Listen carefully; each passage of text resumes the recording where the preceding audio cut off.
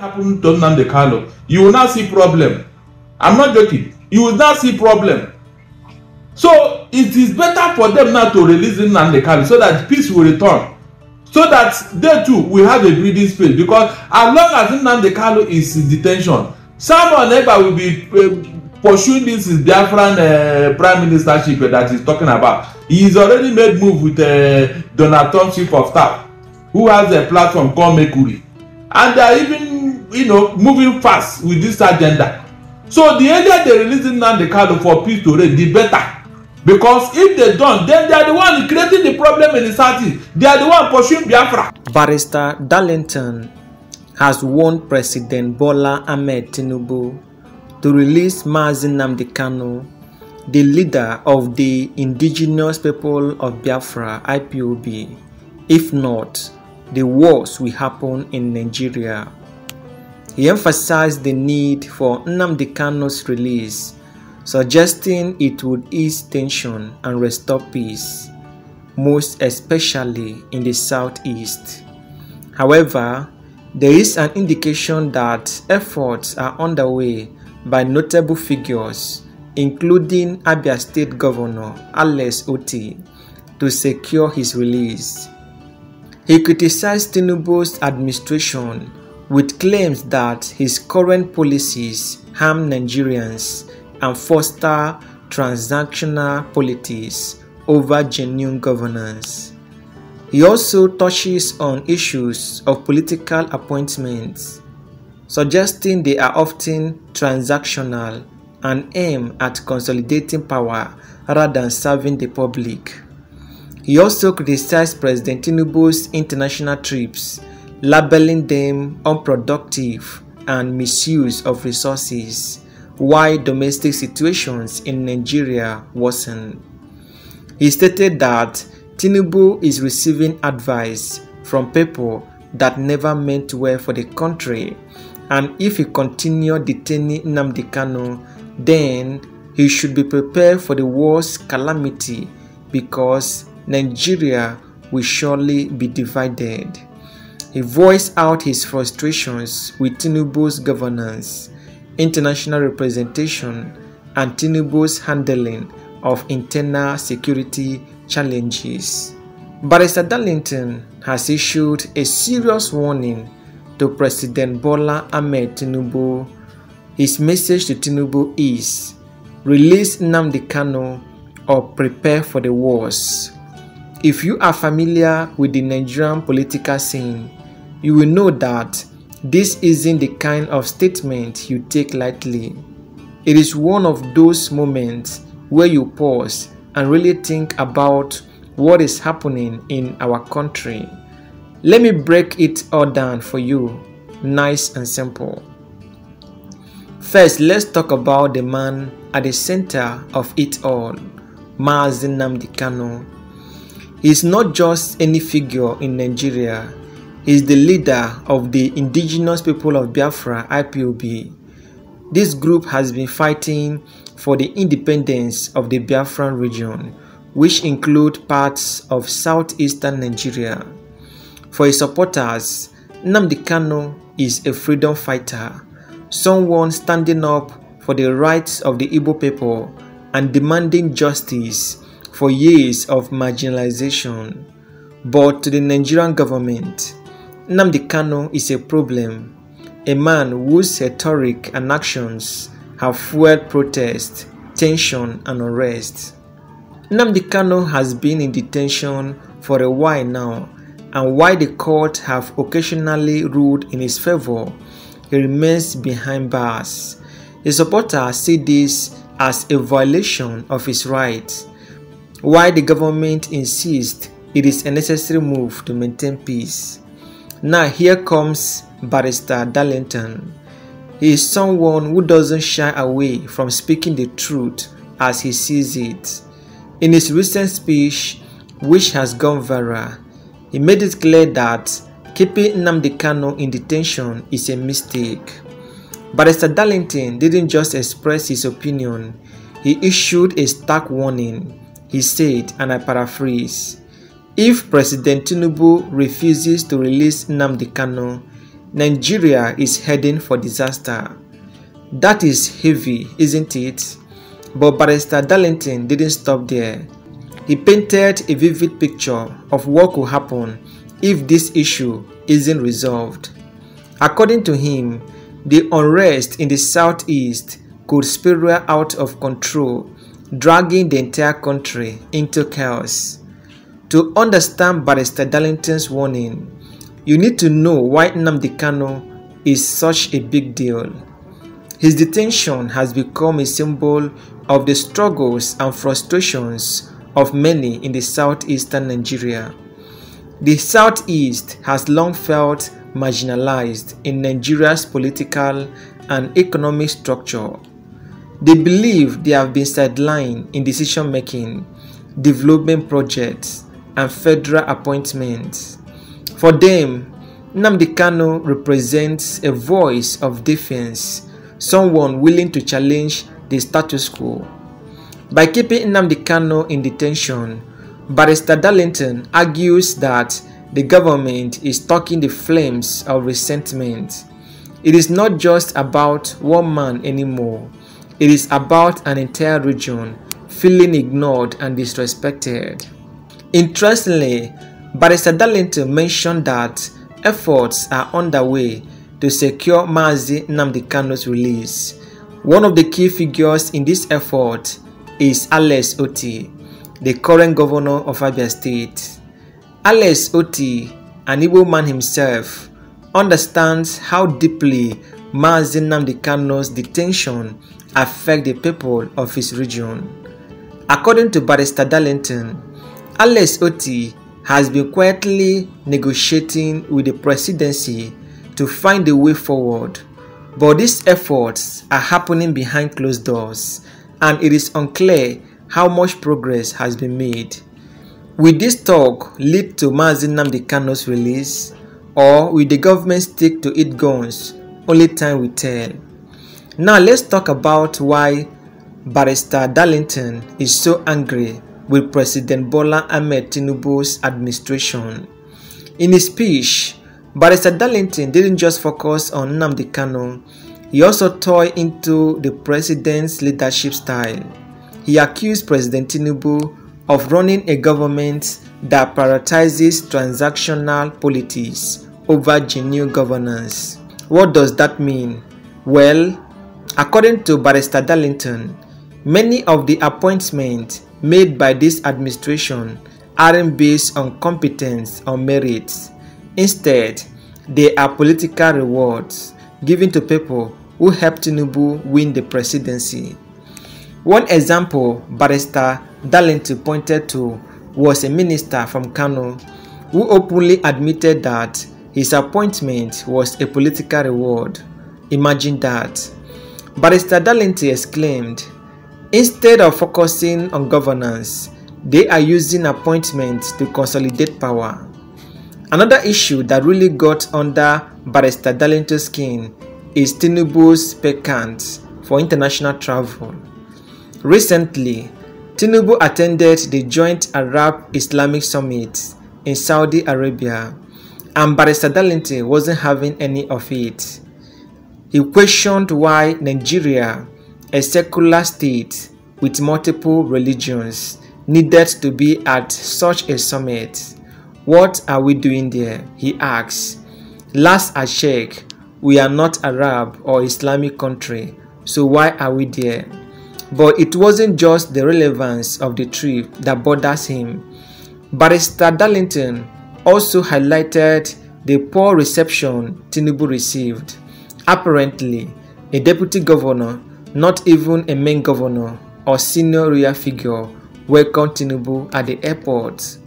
For Barrister Darlington, this was a slap in the face. It shows how low Nigeria's international standing has fallen. Can you imagine this happening to a leader like Donald Trump? He asks. Never. Barrister Darlington also pointed out the financial cost of these trips. He questioned how much money is being spent on what he called useless trips at a time when Nigerians are struggling to make ends meet. "People are suffering at home," he said, and our president is out there flying around attending summits that bring no benefit to us. One of the most striking parts of Barrister Darlington's speech was his warning about Nigeria's unity. He believes that if President Tinubu doesn't change course and if Nnamdi Kanu remains in detention, Nigeria could face a real threat of division. The country is already grappling with multiple challenges such as ethnic tensions, religious divide, economic hardships, and security crises. Adding the Nnamdi Kanu issue to the mix, Barrister Darlington argues it's like adding fuel to a fire. Nigeria is already on edge, he said. Keeping Nnamdi Kanu in detention will only push us closer to the brink. This isn't just about Nnamdi Kanu, though. Barrister Darlington's speech touched on broader issues plaguing Nigeria. He talks about the rising cost of living, the worsening security situation, and the lack of trust in government institutions.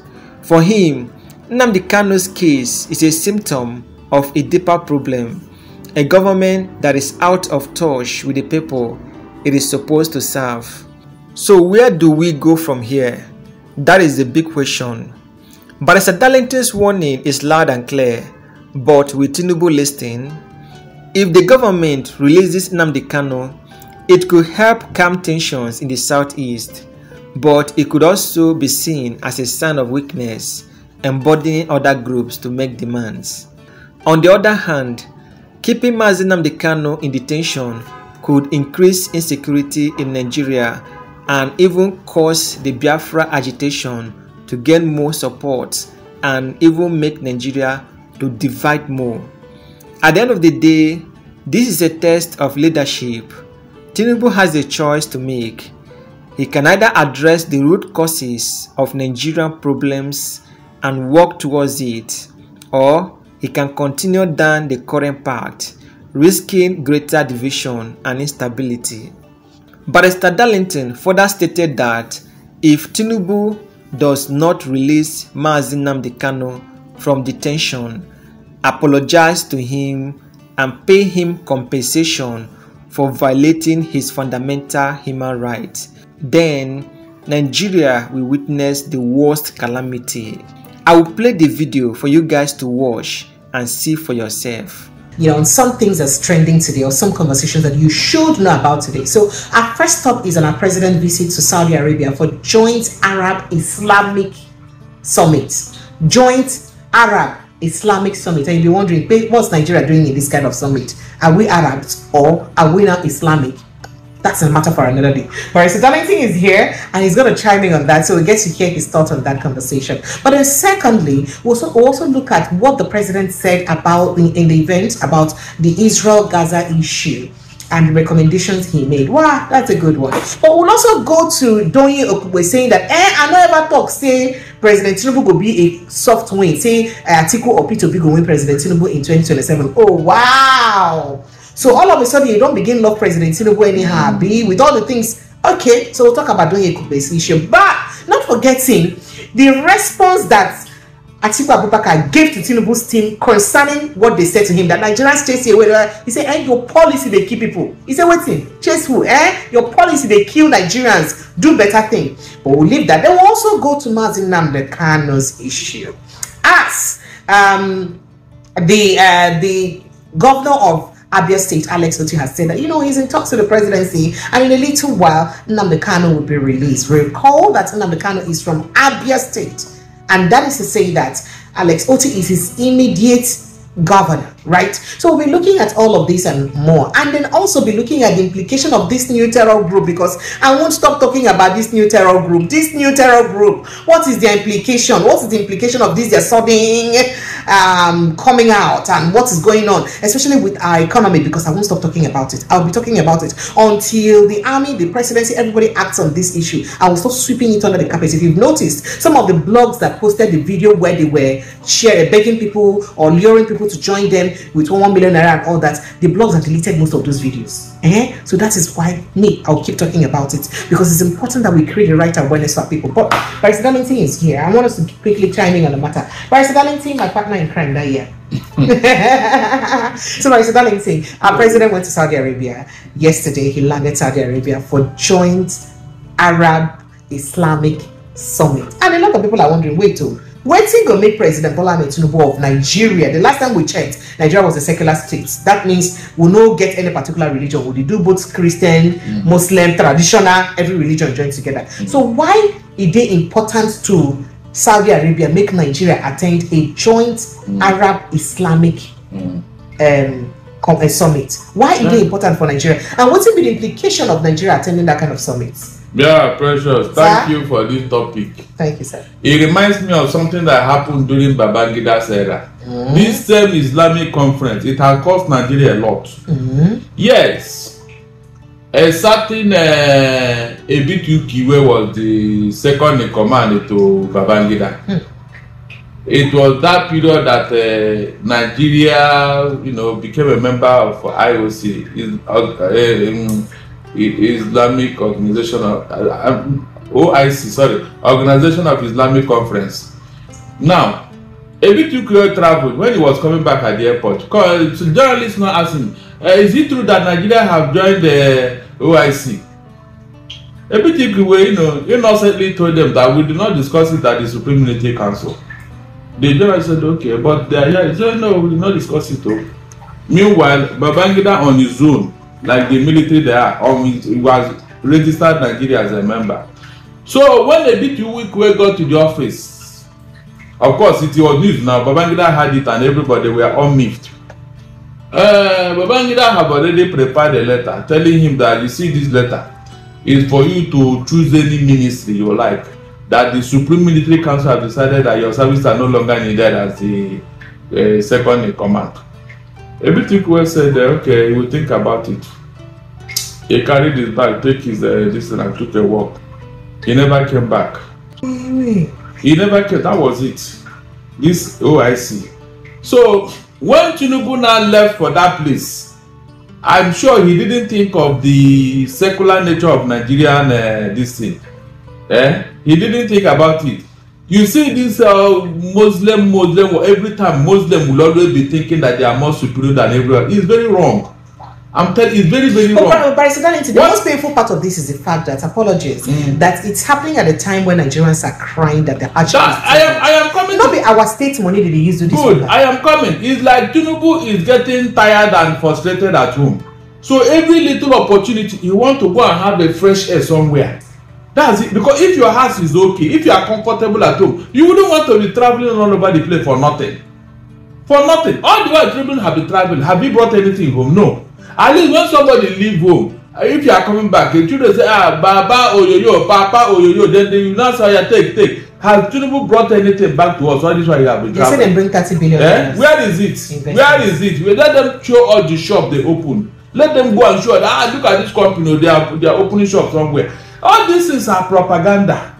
That conference he went for is unnecessary because one, look, Precious, sir? There is nothing Tinubu will say in that conference that will override what Donald Trump is going to say in January. He doesn't have that influence. He doesn't have that clout. Okay, look at the person that welcomed me at the airport. Deputy governor of a state. Deputy governor. Is the, you know all these princes now?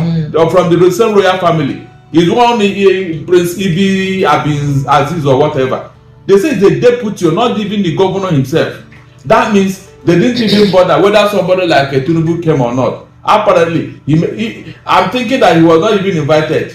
If not, why didn't they give him state reception? These are the type of insults we have been receiving. Imagine that Donald Trump coming to such a thing. The whole country will come to line up and welcome him now. The prince, the real king himself will come out. That's a fact. You will give him that honor. But look at the person that welcomed Tinubu.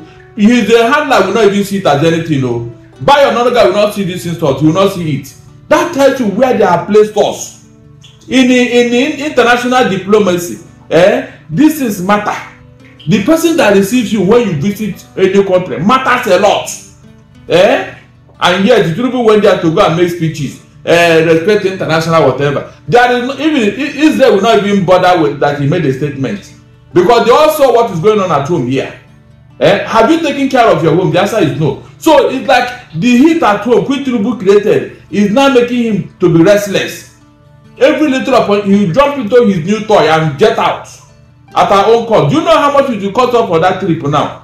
This is somebody who said he want to, save the economy, save naira, save money, save this. Meanwhile, every opportunity he will start going on a useless trip. Useless. Because I don't see what is going to change there now that will end that fight. Tinubu can never end that fight. So you mean say what you talk about Israel Gaza war, saying hold any water? He cannot. Israel did not listen to UN. America has they did not listen. Britain, all the world, they have even the Arab nations have come tell Israel, please slow down. He did not listen. So it is Tinubu that will make them to listen. On what ground? That will even tell you that they have not received Tinubu as a true Muslim. I'm telling you, if you are calling, even here at home, the North did not see Tinubu as a true Muslim. So why is he forcing himself on them? He's a true Muslim, and somebody threatened that your wife must die because God says so. Your own wife, the president, if they respect you, will they say that to you? So these are the things I don't know. I don't understand. Why can't you see that home? There was no need for this trip. Okay, now when you talk about true Muslim, what's the implication of this journey to Nigeria? The implication is that Tinubu may anoint Donald Trump. I'm not joking. Remember, if you make Donald Trump very, I am not joking. Donald Trump and the Arab people, they go and exactly. He may anoint the man if you come in January, because look at it yourself. Donald Trump will call the Kenyan leader. He called that of I think South Africa and one other one.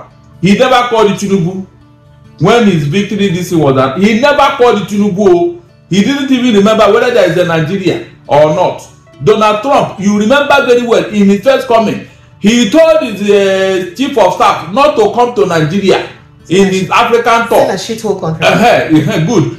The man landed in Kenya after discussing with Kenyan government officials. I don't know what entered into the head of Rex Tillerson. He just wandered into Nigeria as if he didn't know his way again. And when he came to Nigeria, Donald Trump saw what was going on and fired him while he was on air coming back to America. That was how the man lost his job. For visiting Nigeria, that will tell you that this man called Donald Trump, he is going to ask Tinubu, who is he to go and mediate on that matter. Okay, so talking about the matter now and respect people get for reaction when you give when something happen. I would like me to react to it and doing a talk about supporting Tinubu for 2026. You see, don't you, Precious, please, in your life, don't ever do something with somebody who doesn't have a principle. Somebody who says something in the morning, another thing in the afternoon, a different thing at night. Just 1 minute, sir. You mean the person who say go leave malaria, go meet cancer? Something like that. But Doyo Kugbe now, he has beaten what is them? Week's record. This is somebody who claimed to be a Labour Party man, Abi. What happened? Labour Party push him because of they didn't leave because of say money when chop. Because P2B no supporter, he started bad mouthing P2B. And this man who came the other day and said, no, the Yorubas cannot sit down and watch people insult Tinubu.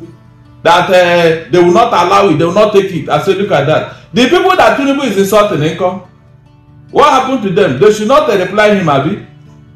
He is now becoming, I don't know, whether he wants to take over from Fani Kayode, the chief sycophant. Doyo Kugbe, where were you? Where were you when Sheikh Tenshi said that Tinubu's wife must be killed because she's the infidel? Where were you? Nobody from Yoruba land replied that man. Nobody. Where were you people? That they are not saying, if you insult my wife, you have insulted me now. Is that not true?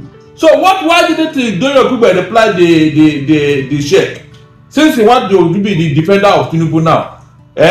Are you telling me that Doyo Kugbe is very proud on what Tinubu represents today? With all the things that have been revealed about him, is Doyo Kugbe proud of Tinubu? Look, these people keep drawing us back to what the bad dream we want to forget. I'm telling you, each time they say this thing, they just want us to remember what we forgot, what we thought it was a bad thing that happened to us last year. When all the revelations from Chicago invasion, from FBI, everything was brought out about Tinubu, and this is the man that Doyo Kugbe is proudly supporting and fighting for. For what? If you want appointment, let him go to Tinubu and stop telling us you want to defend. There is nothing to defend here. There is nothing to defend here, because if another person were to have this type of baggages, Tinubu would have been protesting. They would not even accept him as their president. That's a fact. So what is he defending? Let him just keep quiet. Let us nurse our injury, because injury was inflicted on us last year by this president, and we have seen it with the performance of Tinubu. Does it not deserve any criticism that will come to him with the performance in office? So Donyo Kugbe is another psychopath. He's trying to tell us now that he loved Tinubu more than himself. Can you imagine? Yeah, who is insulting him? We are only criticizing him. All the things he did before he came into office, we are not just done 1 quarter, because everybody knew and saw what Tinubu did before he came into office. We have not done 1 quarter. 1 quarter we have not done, and Donyo Kugbe is telling us, hey, now sit down and then, oh yeah, now, why not follow him wherever he's going and be defending him, defender of the faith? All right, so Peter Obi been say something, reacting to how our politics done the day. And I say our politics don't, our democracy don't they talk transactional politics. He believes saying that, so saying that give me, I give you. Of course. Instead of politics really center. Of course, from what that man said from Kano, the man in Kano who was given appointment, he said his appointment was political. That he was appointed to go and capture Kano for APC. What kind of talk is that? A minister you gave appointment. Look at what he said it. That his own appointment is political. That he is meant to go and win Kano for APC. So, and that is what all the appointment is all about. Then maybe they told Bianco Juku the same thing. Let him go to Anambra and capture Anambra for APC. Is that not Anambra? Let him go. Let her go there. Since he doesn't, all the appointment is for one reason or the other. Just look at it now. All the people that they gave appointment in the south, Dave Omahe, what's his name? What put on them? Look at what they are doing in the southeast. I don't know the problem. Part of the problem in the southeast. That means there is an agenda. All right. So Atiku Abubakar answered the presidency yesterday when, of course, by another as usual, lambasted Atiku Abubakar for talking about things wey concern the administration so far. But Atiku don't reply. They say your policies they kill Nigerians. I know they jealous. Your policies they kill Nigerians. You believe say people like Atiku supposed to steal the talk? They are not even talking enough. Precious. I swear to Almighty God, this opposition they are so weak. Because you know why they ask this question? People will they talk say right from that international conference center when they will announce results for 2023 when Dino Melaye be the talk saying no breaking. Say from the moment we Dino Melaye begin protest for the election results, say na there. I'm telling you, Atiku Abubakar everybody for mobilize for immediately tweet say themselves they no agree for the results. Everybody for just disagree immediately. But say Peter Obi Atiku Abubakar say they keep quiet. Say why they say they come they talk now, because people even blame they say they put us for the problem what we do. Yes. It was say they talk then for no day this confusion. I'm telling you. So they believe say they for actually protest the result of that election from that day, so that maybe Yakubu no will conclude in calling the result. I'm telling you exactly, because they say you must strike while the iron is hot. That particular day, that particular night, they should have started the protest from there. I'm telling you, they should have started the protest. By the time everybody see what is that thing will not hold. It's true now, because if it was the other way around, will Tinubu ever accept it? That's the question I keep asking. Will he accept it? Remember that throughout the Jonathan presidency, APC did not hang his picture in their office. All their offices, all the state government that belong to APC, they never hung his picture there. Buhari never attended the Council of State meeting throughout Jonathan presidency. What does that tell you? Chibika Amechi said that they are going to form a parallel government if they did not want. So all this thing will tell you that if it is the other way around, APC would have done worse things. And people will support them. Now PDP have been so lethargic, so compromising, so quiet, so unnecessarily peaceful. That is why these people have the guts to be doing what they are doing. You won the election through such a means. You are not even apologetical like Yaradua, who told us that the election that brought him to power was very, very flawed. And you are still claiming that you are what? Inside your heart, in your mind, are you happy when you go to bed and sleep? Seeing what you did, how you rob people of their victory. And now people are telling us that they are going to defend him. Defend him on what? Defend him. So the people that their mandate and their victory was taken away, what do you say to them? Is it because they kept quiet? Let us call a spade, please. Why would you not say that Atiku is jealous of what? Any day, any time, Atiku is far better than Tinubu. By character, by credential, by morality, by everything, by personal profile. Atiku is far more better than Tinubu. So on what ground will he not be jealous of Tinubu? You know, when people talk, they don't even. I said this time they want to say this thing about Tinubu.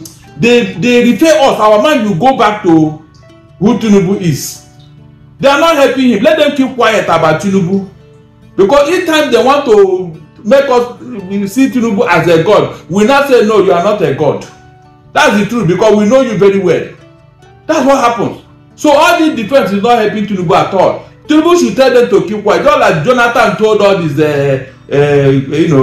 what's it called, spokesperson during the time not to reply anybody, including Obasanjo, when he was writing letters. That will help the administration. Not all this every time you will be attacking people, making noise. Look at the other day, this time Bayo Ononuga, he was telling Atiku all the good things Tinubu have done, that he had revived all the refineries. And I pinched myself, I said, quit the refinery. Is it the one in the moon or the one on earth here? Let them tell us that refinery that Tinubu have revived, that is working now. These are all part of the propaganda.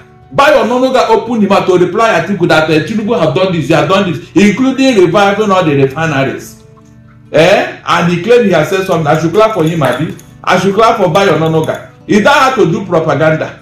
In fact, Joseph Gebel will be grinning in his grave now when he hears this type of thing. That's not what he taught to those who want to do propaganda. All right, so very quickly, I would like me to look at the new sect where basically don't they collect money from people, then they beg people money, rather. Sorry, they give people money but then for join them.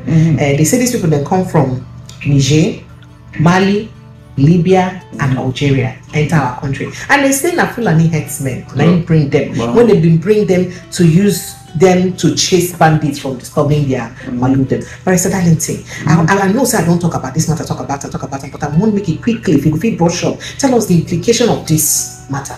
When these Lukarawas came in here, the Fulanis who invited them, he said, in fact, the army wanted to tell. They said, no, leave them. They are our brothers. They are for peace. Army, they attack them heads on. Yes. They said they should leave them. Listen, somebody who came for me, he was carrying an AK-47.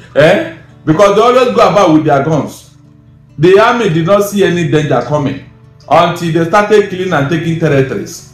Meanwhile, as usual, and in their modus operandi, it was somebody that invited them. You can see now. They are always invited. You see, now these people have settled down and they started taking territories, conscripting men, indoctrinating members into their fold. Now let me ask you a question.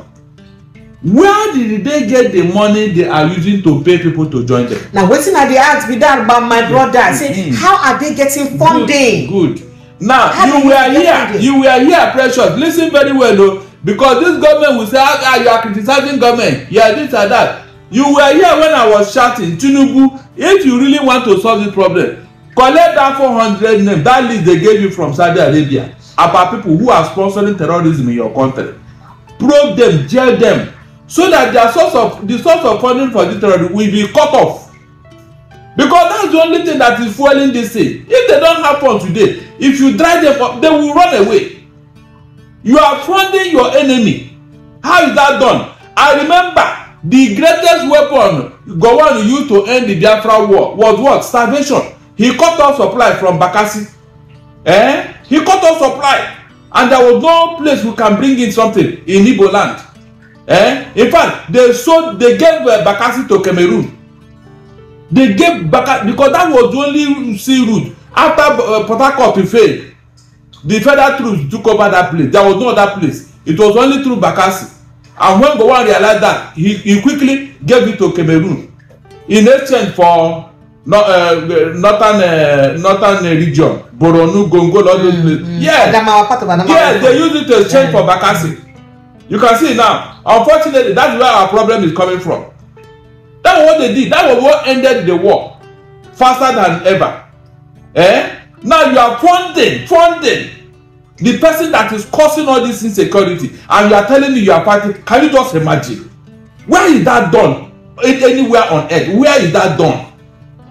So you can see that these people are still alive and kicking. That's why they are funding this other group now, giving them money to continue where Boko Haram stop. That means they are going to work now in collabo with the Boko Haram, since they have the same agenda. So Barrister Darlington, a lot of people talk say Nnamdi Kanu don't talk about all these things. They say somehow he predict say these things, and so it could be. So if most of the things we say don't predict, don't they happen almost as soon as you talk, then why they keep up for perpetual detention? Even though say Alex Otina don't talk, saying they talks with government, saying they go soon release them. You see, Nnamdi Kanu's matter, my dear. You know, a prophet is never known in his own land. These are secret discussions that people are aware of. Not only Nnamdi Kanu, David Hundeyi equally was revealing things. So there are people who are aware of some of the things that was going on. Because this Ugarawa group, since 2018, they not be in fact, 2017, 2018, they don't date. So, and they've been working on the ground. So they don't, the moment they announce themselves, like, you know that they have done 90% of the work they need to do. They don't just come out and start fighting. No. They will come in quietly, studying the ground, you know, looking at things, plotting their graph, knowing all the territories and all that. By the time they will come out like this, you know that they have already finished the work. It's like an architect, a man who wants to build a house. The architect will first of all draw the building, Abi. That means the building has been finished. It's just to call bricklayer to start putting it up. That's their modus operandi. So you think, say, this conversation where Alex Otti say he gets with the presidency and all that, if you say it will really lead to the release of Nnamdi Kanu? Why not? Look, if it is released, I am sure of that. Somebody will release Nnamdi Kanu, whether they like it or not. Remember, saying for some days now they never give him access to a lawyer, so in lawyers they say they never see him. It does not matter. Now. The man said that he's ready to wait for another 1 year. I like the spirit of that's a true Igbo son. Nothing will happen to Nnamdi Kanu. Quote me, nothing will happen to him. In fact, they are making him to be more hardened. That's the truth. They are making him to be more hardened. I have told them that look, we have 1,001 Nnamdi Kanu in the east. They are just waiting. Let them hear that something happened to Nnamdi Kanu. You will not see problem. I'm not joking. You will not see problem. So it is better for them now to release Nnamdi Kanu so that peace will return. So that they too will have a breathing space. Because as long as Nnamdi Kanu is in detention, someone ever will be pursuing this is Biafran prime ministership that he's talking about. He's already made move with Donald Trump chief of staff, who has a platform called Mercury, and they are even, you know, moving fast with this agenda. So the earlier they release Nnamdi Kanu for peace to reign, the better. Because if they don't, then they are the one creating the problem in the southeast. They are the one pursuing Biafra. That's the truth. They are the one making people to pursue this Biafra agenda. Because you don't want them in Nigeria, then let them go.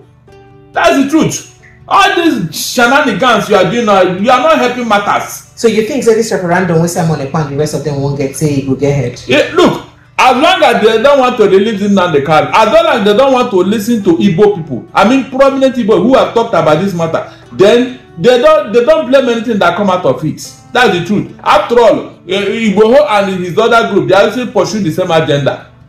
Didn't some people take over government in Ibadan the other day? So you are the one creating this insecurity as a government. You don't know what to do, but you are going to make peace somewhere. Something that does not concern you. This is a historical factor that even God himself is aware of that problem. When he promised Israel at the land, are you God? This is the end of our news update. Please click the icon on the top right corner of your screen to watch my next video. You will enjoy it. I will see you again in my next update. Enjoy the rest of your day. Goodbye for now.